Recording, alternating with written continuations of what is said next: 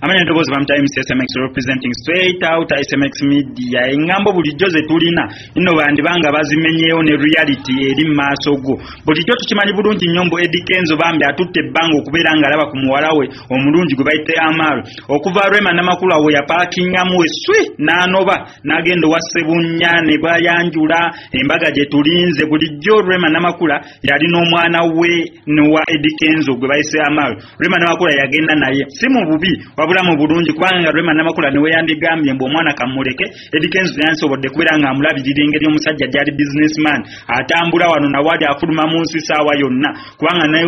mu weekend ya postinze nga agamba di kumpi kubeera nga addayo asobole okubeera nga addamu okubeera nga akola eyo gye bagenda okubeera nga bamubuukinga ne Dubai mubeere nga mumulinda kubanga already batandise dde okubeera nga bamubuukinga bo lockdown bagenda bagiliftinga mu app bantu basobola okubeera nga bapatinga naye si yebadde ensonga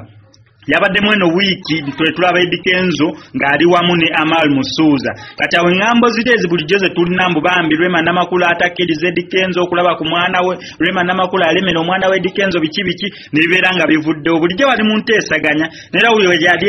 eyalugera mbu neera omuntu gw'olinamu omwana tusobola mutyawa 100% kubanga enkolagana oba bondi ebeerawo between omukyala n'omusajja ebeera mwana oyo gwabeera bazaala neera kati simanyi bulungi ani yalesemu nono wa Eddie Kenzo oba Rema Namakula yamusitudde omwana najja namudropinga off wa daddy Eddie Kenzo oba Sebunya yakwatidde omwana namuvuga namuleetera Eddie Kenzo oba Eddie Kenzo yagenzo wa Rema Namakula naganze pickinga ku mwana aje spendingemo olunaku ffenna naye kati nange simanyi ekituufu kyekiriwa naye nga reality eriwo nti kwe kuba nti Eddie Kenzo yafunye essanyu bambi okubeera nga yasobodde okuddamu okubeera nga alaba ku mwana we okuva we yava Ivory Coast munnange babadde talabanga ku mwana we n'agenda mu kafyu oba Joanise quarantine namala weeks ebbiri nera nga talabanga ku mwana we nga ne Rema Namakula tasobola mukiriza kubeera nga alaba mwana we watyanga amusize coronavirus eyo gyavudde nga awuzuuma oba nga azunga ne basooka bagamba nti kiwemu time ne munange tyandibadde kiri awo twabadde tuli awo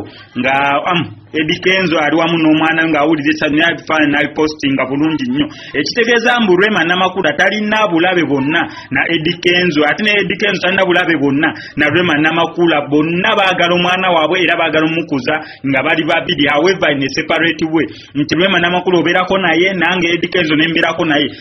kujjawo olugambo lwalugamba mbu Eddie Kenzo agenda sooka mala agenda mu kooti bamuwe simanyi empapula ezimukkiriza okulaba omwana we nedda si we kiri Eddie Kenzo teyasoose signinga kintu kyonna kubeera nga alaba mwana we Amal